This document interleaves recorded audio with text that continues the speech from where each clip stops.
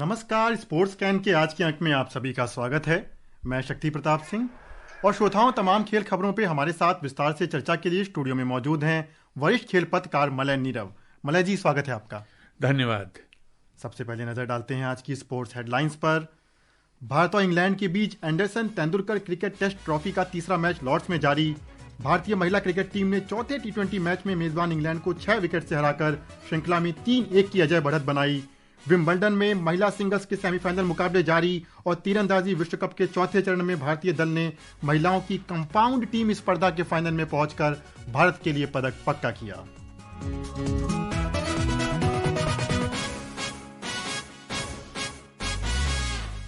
भारत और इंग्लैंड के बीच एंडरसन तेंदुलकर क्रिकेट टेस्ट श्रृंखला का तीसरा मैच लॉर्ड्स में खेला जा रहा है। इंग्लैंड ने टॉस जीतकर पहले बल्लेबाजी का फैसला किया।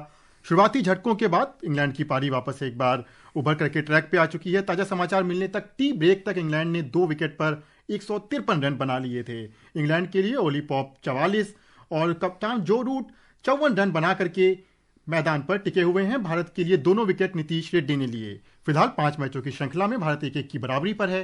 एक रिपोर्ट।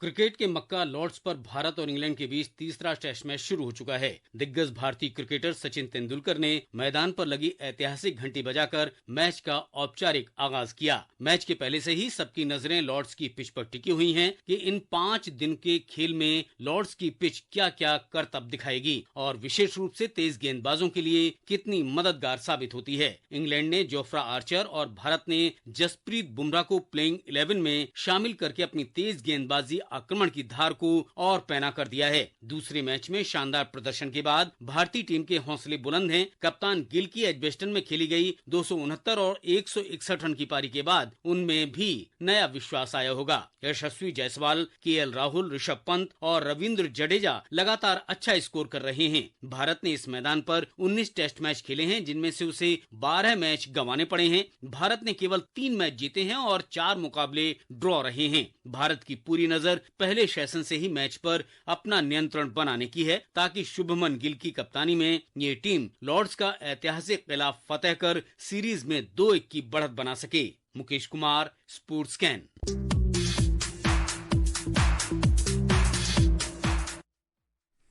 दोनों टीमों ने अपनी पेस बैटरी को चार्ज कर लिया है और जिस तरह की तस्वीरें शुरुआत में पिच की आई थी कि एकदम सपाट हरी घास नजर आ रही थी, और आज जो पिच है कुछ तो अंतर है, लेकिन यहाँ से कितनी मदद दूसरे और तीसरे दिन गेंदबाजों के लिए रहेगी? देखिए, पहले दिन के पहले हाफ के बाद ही बहुत मदद नहीं मिल रही थी। जिस तरह से नीतीश कुमार रेड्डी ने अपने 1 ओवर में 2 विकेट लिए, एक दुर्भाग्यशाली एक था क्षण वो जब उनका एक कैच शुभमन गिल के हाथों से निकल गया। जो कैच वो पकड़ लेते तो शायद 3 विकेट हो गए होते। लेकिन कुछ आश्चर्य हुआ इंग्लैंड के क्रिकेट प्रेमियों को यह देखकर कि जब उनके कप्तान ने फैसला किया कि हम पहले बल्लेबाजी करेंगे। और ऐसा इसलिए कि आपको पता है कि इंग्लैंड में जो मौसम है उसमें जो शुरुआती क्षणों में पहले घंटे 2 घंटे में जो मिट्टी में थोड़ी किनमिन होती है और थोड़ा सा ओवरकास्ट स्काई बादल जब होते हैं तो तेज गेंदबाजों को मदद मिलती है। और जोफ्रा आर्चर की वापसी के बाद ऐसा लग रहा था कि इंग्लैंड के खिलाड़ियों को शायद ऐसा लग रहा हो कि हम भारत पर काबू पा लेंगे। और यही सवाल जब पूछा गया भारत के कप्तान शुभमन गिल से, तो आपने सुना होगा उन्होंने कहा कि मैं कंफ्यूज था, मुझे पता नहीं था कि इस फील्ड पर बैटिंग करनी चाहिए या बॉलिंग करनी चाहिए। तो बड़ा अनप्रिडिक्टेबल सा ये मैदान है लॉर्ड्स का। आप जानते हैं कि पिछले कुछ दिनों का अगर आप रिकॉर्ड उठाकर देखें तो 310 एवरेज 309 रन के आसपास ही यहाँ पे स्कोर बनता है। तो ऐसे में जब स्कोर कम बनता हो और मौसम आपका साथ न दे तो किसी के लिए भी घातक हो सकता है, खासकर उसके लिए जो चौथी पारी में गेंदबाजी करने उतरेगा। मगर अभी फिलहाल इंग्लैंड ने काफ़ी हद तक मैच को अपनी गिरफ्त में कर लिया है, क्योंकि 2 विकेट गिरने के बाद जिस तरह से रूट टिके हैं, पोप टिके हैं, तो मुझे लगता है कि अभी भारत को बड़ी मशक्क़त करनी होगी। मैंने देखा था अभी थोड़ी देर पहले कि भारतीय स्पिनर्स को भी इसमें कुछ खास बहुत फ़ायदा नहीं मिल रहा था। लेकिन अंत करूंगा सिर्फ एक बात कह के कि भारत को एक सफलता ज़रूर मिली है। न सिर्फ 2 विकेट मिले हैं, बल्कि रनों की रफ्तार पर काबू पाने में उन्हें बहुत बड़ी सफलता मिली है और इसमें बहुत बड़ा योगदान बुमराह का है, जिन्होंने 13 ओवर जब डाले थे तो मैं देख रहा था कि 2 के आसपास प्रति ओवर की दर से उन्होंने रन दिए थे। जी बिल्कुल, इंग्लैंड का ये फैसला कि पहले बल्लेबाजी करना, क्योंकि दूसरे टेस्ट मैच में हार के बाद कोच ब्रैंडन मैकुलम ने लगातार मांग की कि हमें ऐसी पिचें बना के दी जाएं जहां पे फास्ट बॉलर को थोड़ी मदद मिले, और जोफ्रा आर्चर की एंट्री और फिर बल्लेबाजी के साथ जाना। हालांकि हम श्रोताओं को बताना चाहेंगे कि टी के बाद का खेल शुरू हो गया और भारत ने सफलता हासिल करते हुए इंग्लैंड के खिलाड़ी पोप को वापस मैदान से भेज दिया है और तीसरी सफलता हासिल कर ली है। ये विकेट रविंद्र जडेजा को मिला है। भारतीय महिला क्रिकेट टीम ने मैनचेस्टर में चौथे टी20 मैच में मेजबान इंग्लैंड को 6 विकेट से हराकर 5 मैचों की श्रृंखला में 3-1 की अजय बढ़त हासिल कर ली है। इंग्लैंड का दिया 127 रन का लक्ष्य भारत ने 17 ओवर में 4 विकेट खोकर हासिल कर लिया। सलामी बल्लेबाज स्मृति मंधाना ने 32 और शेफाली वर्मा ने 31 रन बनाए। इससे पहले इंग्लैंड ने 20 ओवर में 7 विकेट पर 126 रन बनाए। थोड़ी चर्चा इस मैच पे भी बनती है। जिस तरह का तीसरा मैच रहा, फाइनली भारत ने कमबैक भी किया है और एक अच्छी लाइन में नजर आ रही है टीम ओवरसीज धरती पे। देखिए, 3-0 से 1 दिवसीय श्रृंखला में जो भारतीय महिलाओं ने गजब का कारनामा किया है, ये अपने आप पहला अवसर है जब इंग्लैंड में भारत ने 2020 सीरीज जीती और इतने अच्छे ढंग से जीती।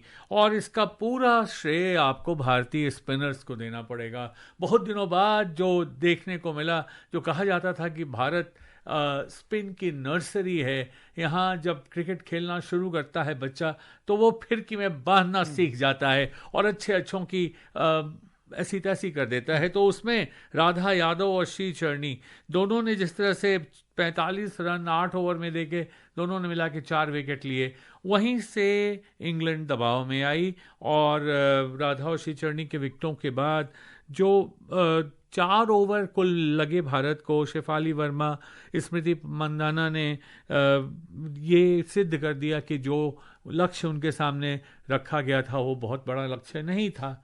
तो भारतीय महिला क्रिकेट में ये एक मेरे ख्याल से बहुत ही मील का पत्थर साबित होने वाली श्रृंखला है, क्योंकि इससे न सिर्फ भारतीय क्रिकेटरों का, महिला क्रिकेटरों का आत्मविश्वास बढ़ेगा, बल्कि जब आप इंग्लैंड में जाकर याद कीजिए वो क्षण जब अजीत वाडेकर के नेतृत्व में भारतीय टीम ने जब पहली टेस्ट श्रृंखला में जीत हासिल की थी, इंग्लैंड को हराया था, वो क्षण आज भी जो उस वक्त लोग थे जिन्होंने वो मैच देखा था, कहा था कि वो टर्निंग पॉइंट था। उसने भारतीय टीम में आत्मविश्वास कूट कर भर दिया। तो अभी तो देखिए, एक तरह से कहा जा सकता है कि भारतीय महिला क्रिकेट टीम ने ये आगाज किया है अभी कि हमारी बाजुओं में भी बहुत दम है और हम किसी की धरती पे किसी को मात दे सकते हैं। जी बिल्कुल, क्योंकि भारतीय महिला टीम अपनी बल्लेबाजी जोड़ियों के लिए तो काफ़ी जानी जाती थी, लेकिन इस बार श्री चरनी और राधा यादव ने जो शानदार अपनी गेंदबाजी से भारत को मैच जिताए हैं, वो वाकई लंबे समय तक याद किया जाएगा इस दौरे को। विंबलडन टेनिस में महिला सिंगल्स के सेमीफाइनल में एरिना संबालेका और अमेरिका की अमांडा एनिसिमोवा का मुकाबला जारी है। दूसरे सेमीफाइनल में पोलैंड की ईगा स्वियाटोक का मुकाबला स्विट्जरलैंड की बेलिंडा बेंशिस से होगा। इस मुकाबले की बात करते हैं, संबालेका के हाथ से लगभग मुकाबला निकलते हुए नजर आ रहा है। देखिए, वही तो पिछड़ रही थी, लेकिन एक गेम में जीत हासिल की उन्होंने और 4-2 का स्कोर था अंतिम और तीसरे मैच में। लेकिन देखिए अब आगे क्या होता है। सबलेंका एक ऐसी खिलाड़ी हैं जो कभी भी वापसी कर सकती हैं।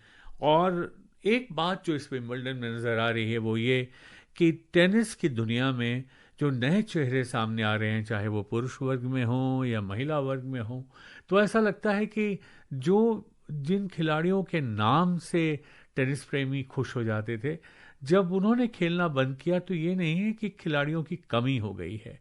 आप देख रहे हैं कि एक पर एक महिला खिलाड़ी आ रही हैं और जब रॉजर फेडरर गए तो नडाल आए, नडाल गए तो जोकोविच आए और जोकोविच अभी भी मैदान में टिके हुए हैं, लेकिन उसके बाद की जो पीढ़ी है वो भी तैयार है। इसी तरह से महिलाओं की बात भी हम करें तो जो 4 सेमीफाइनल में महिलाएं पहुंची हैं विंबलडन में इस बार, वो भी इस बात का द्योतक हैं कि महिला टेनिस में भी नए नए चेहरे हर साल निकल कर आ रहे हैं, जो अंतर्राष्ट्रीय स्तर पर चुनौती देने के साथ साथ एक नया इतिहास रचने की दिशा में आगे बढ़ रहे हैं।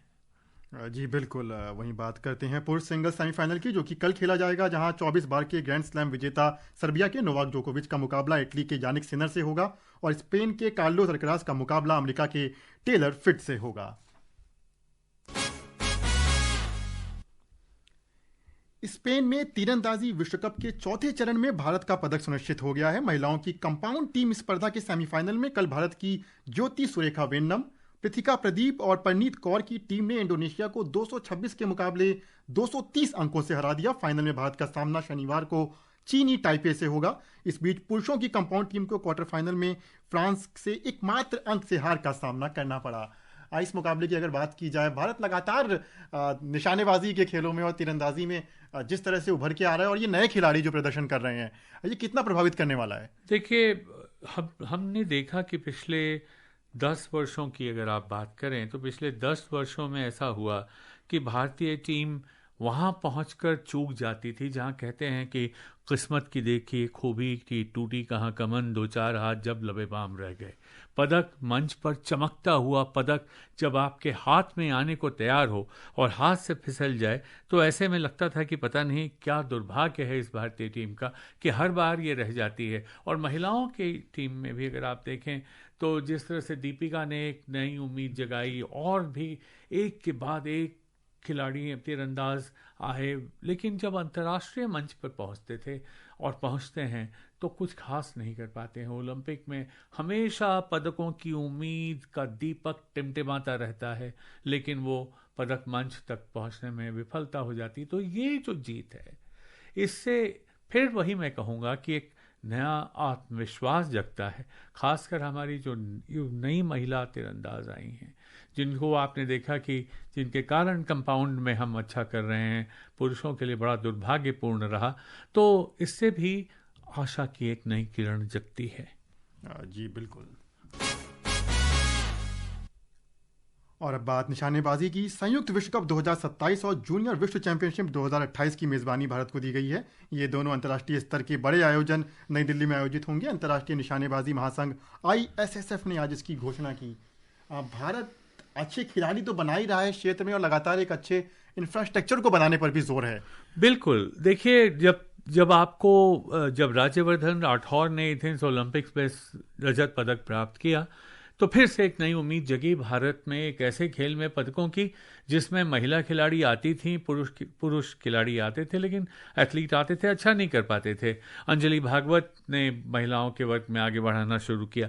अब जब लॉस एंजलिस ओलंपिक्स की तैयारी चल रही है तब भारत पूरी ताकत लगाएगा कि अंतर्राष्ट्रीय स्पर्धा उसकी धरती पर हो और वहां पर भारतीय निशानेबाजों को, जो विश्व के सबसे अहले दर्जे के निशानेबाज हैं, उनके साथ कंधे से कंधा मिलाकर उनको देखने का मौका मिले, उनके साथ भिड़ने का मौका मिले, अच्छी प्रतियोगिता हो और पदकों की बौछार हो, ताकि फिर जब हम ओलंपिक जैसे महाकुंभ में जाएंगे या एशियाई चैंपियनशिप में जाएंगे तो उसका वहाँ सीधा फायदा भारत के निशानेबाजों को मिलेगा। जो आपने इंफ्रास्ट्रक्चर की बात की, न सिर्फ कर्णी सिंह स्टेडियम, एक ज़माना वो था कि अभिनव बिंद्रा के माता पिता अपने घर में छोटा सा शूटिंग रेंज बनाकर उनको अभ्यास कराते थे, और अब भारत और भारतीय जो खेल मंत्रालय है बहुत आगे लेकर जा चुका है इस चीज़ को।